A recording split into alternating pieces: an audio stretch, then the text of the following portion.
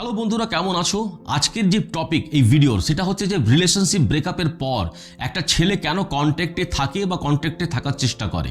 এর পিছনে অনেকগুলো রিজন আছে, সেই রিজনগুলোকে একে একে করে আমরা বোঝার চেষ্টা করব। কিন্তু এখন সবচেয়ে বড় প্রশ্ন যেটা হচ্ছে যে যদি সেই ছেলেটা তোমার লাইফ থেকে চলে যাওয়ার কথা, তবে সে সম্পূর্ণরূপে যায় না কেন, সে কেন বারবার কন্ট্যাক্ট করে।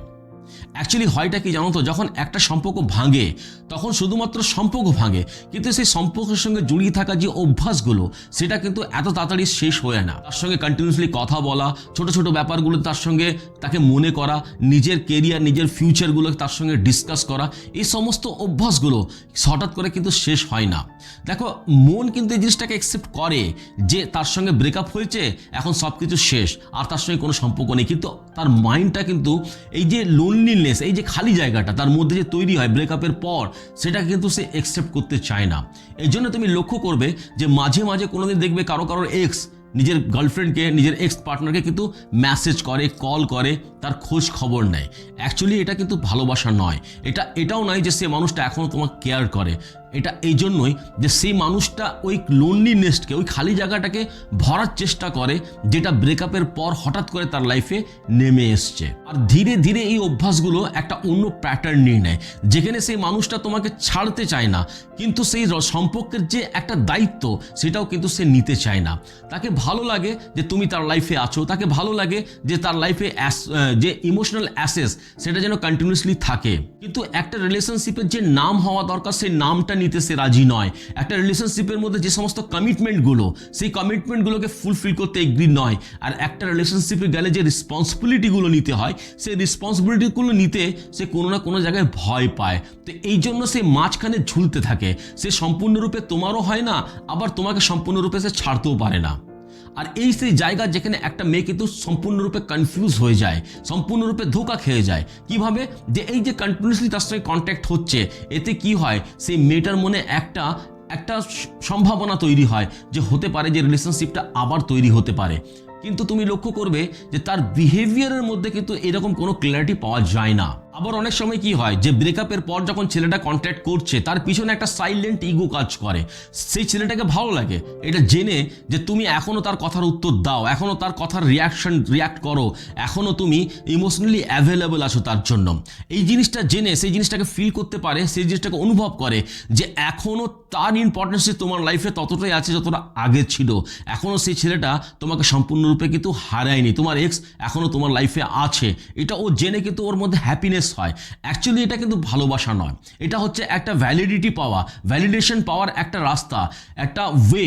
আর এই ভ্যালিডেশনটা এই জন্যই পাইতে চাইছে ছেলেটা, যে রিলেশনশিপে ব্রেকআপের পর তার মনের মধ্যে যে ইনসিকিউরিটিটা জন্ম নিয়েছে, সেই ইনসিকিউরিটি থেকে কিছুক্ষণের জন্য সে রিলিফ পায় এই ভ্যালিডেশনটার জন্য। আর কিছু ছেলে ব্রেকআপের পর আবার কন্ট্যাক্ট করে শুধুমাত্র এই জন্য যে তার মনের মধ্যে একটা গিল্ট ভাব থাকে, একটা গিল্ট ফিল হয় তার মনে। যে ছেলেটা তোমাকে আঘাত করেছে, তোমাকে কষ্ট দিয়েছে, যদি এই জিনিসটাকে সে ফিল করতে পারে যে তার জন্য তুমি নিজের লাইফে অনেক কষ্ট পেয়েছো, তাহলে কিন্তু সেই ছেলেটা কন্টিনিউসলি যোগাযোগ করতে আরম্ভ করে, কথা কন্টিনিউসলি করতে আরম্ভ করে। এই জন্য যে সেটাকে ফিল করে যে আমি তাকে এতটা ক্ষতি করিনি, এতটা তাকে দুঃখ দিইনি যতটা আমি ভাবছি, আমি তো আজও সেরকমই আছি, একদম নর্মাল। আর এই চিন্তাটা ওর গিল্টকে একটু হলেও কম করে। কিন্তু এখানে প্রবলেমটা কি হচ্ছে, যে তার এইরকম কন্ট্যাক্ট করাতে তুমি নিজেকে কিন্তু হিল করতে পারছো না, তুমি একটা জায়গায় দাঁড়িয়ে গেছো। কোনো সময় ব্রেকআপের পর আবার কন্ট্যাক্টটা করার পিছনে একটা রিজন থাকে যে তার কনফিউশন না। তোমাকে এটা মনে হতে পারে যে সে কনফিউজ হয়ে গেছে, সে রিলেশনশিপ তো ব্রেক করেছে, সে সম্পর্কটা শেষ করে দিয়েছে, কিন্তু এখনও সেই ছেলেটা কনফিউজ যে সে আমার সঙ্গে থাকবে কি আমাকে ছেড়ে চলে যাবে। অ্যাকচুয়ালি কিন্তু এটা না। অনেক সময় রিলেশনশিপ ব্রেকআপের পর ছেলে আবার কন্ট্যাক্ট করার পিছনে সে কিন্তু নিজেকে ইমোশনালি হিল করতে পারেনি, মানে আনহিল্ড ইমোশনগুলোর জন্য সে তোমার কাছে আবার পড়ে আছে। ব্রেকআপের পরে তার মধ্যে যে লোনলিনেস এসছে, যা তার মধ্যে যে ফেয়ার এসছে, এগুলোকে সে হিল করতে পারেনি, হিল করতে পারছে না। সেই জন্য সে তোমার কাছে বারবার কন্ট্যাক্ট করছে, কারণ তাকে একটা ইমোশনাল সেফটি দরকার। আর যখনই সে ইমোশনাল সেফটিটাকে ফিল করবে, তখনই কিন্তু সেই মানুষটার কাছে ছুটে যাবে যার কাছ থেকে সে আগে ইমোশনাল সেফটিটা পেত, অর্থাৎ তুমি। সে কিন্তু তোমাকে চায় না, সে কিন্তু সেই কমফর্টটাকে চাইছে, যে কমফর্টটা কোনো না একটা সময় তুমি তাকে দিতে। এই জন্য সে বারবার তোমার সঙ্গে কন্ট্যাক্ট করছে, শুধুমাত্র এই কমফর্টটাকে পাওয়ার জন্য, নিজের ইমোশনাল সেফটির কমফর্টটাকে। অনেক সময়ের পিছনে হিডেন ব্যাকআপ মেন্টালিটি কাজ করে, অর্থাৎ সে যদি ভাবে যে আমি নিজের লাইফে যদি কিছু করতে না পারি, যদি আমার লাইফে এই একাকিত্বটা অনেকটা বেড়ে যায়, তাহলে কিন্তু তুমি তো অলরেডি তার লাইফে আছো। আর এই জিনিসটা তার মনের মধ্যে ইমোশনালি রিল্যাক্স তৈরি করে, তাকে ইমোশনালি রিল্যাক্স করে। কিন্তু অ্যাকচুয়ালি কি জানো তো, যে একটা ভালোবাসাকে কোনোদিন ব্যাকআপ করা যায় না, ভালোবাসায় ব্যাকআপ তো হয়ই না। আর যদি একটা সম্পর্ককে যদি কেউ রিজার্ভ রাখে, তাহলে দুজনের মধ্যে একজন তো 100% অনেক বড় ক্ষতির সম্মুখীন হয়। এটা কিন্তু মাথায় রাখতে হবে, যেখানে ভালোবাসাটা সম্পর্কটা রিজার্ভে রাখা হয়। অনেক সময় দেখবে যে সেই ছেলেটা তোমার লাইফের উপরে কিন্তু নজর রাখতে আমাকে, তোমাকে ওয়াচ করছে। যেরকম তোমার অনলাইন প্রেজেন্সকে সে দেখবে তোমার স্ট্যাটাস দেখবে, তোমার হ্যাপিনেস দেখবে, সে জানতে চাইবে যে তুমি নিজের লাইফে মুভ অন করতে পেরেছো কি না, তোমার লাইফে নতুন কেউ এসছে কি না, তুমি হ্যাপি আছো কি না। অনেক সময় তোমাকে মনে হবে যে হয়তো সে তোমার কেয়ার করছে, কিন্তু অ্যাকচুয়ালি সেটা কিন্তু কেয়ার নয়, অ্যাকচুয়ালি কিন্তু সেটা ভালোবাসা নয়। অ্যাকচুয়ালি এই জিনিসটা এটাই যে সে এই জিনিসগুলোকে জানতে চায় যে এখনও তোমার লাইফে তার জায়গাটা অন্য কেউ নিতে পারেনি। এই জিনিসটাকে জেনে সে নিজের মনের মধ্যে একটা রিল্যাক্স ফিল করে যে না, আমি যা ছিলাম আজও তার লাইফে আছি, এখনও পর্যন্ত তার লাইফে আমার জায়গাটা কেউ নিতে পারেনি। আর অনেক সময় ব্রেকআপের পর কন্ট্যাক্ট করার পিছনে একটা রিজন আরও আছে, যে সে তোমাকে ভালোবাসে না এটা কিন্তু নয়, সে তোমাকে ভালোবাসে, কিন্তু ভালোবাসার যে দায়িত্ব সেটা কিন্তু সে নিতে চায় না বা নিতে ভয় পায়। তার মধ্যে তোমার জন্য ইমোশন নেই এরকম কিন্তু না, ইমোশন আছে, কিন্তু সেটা কিন্তু কোনোভাবে ক্লিয়ার নয়। অর্থাৎ তার মনটা তোমার কাছে আজও পড়ে রয়েছে, যদি সম্পর্কটাকে শেষ করে দিয়েছে সে।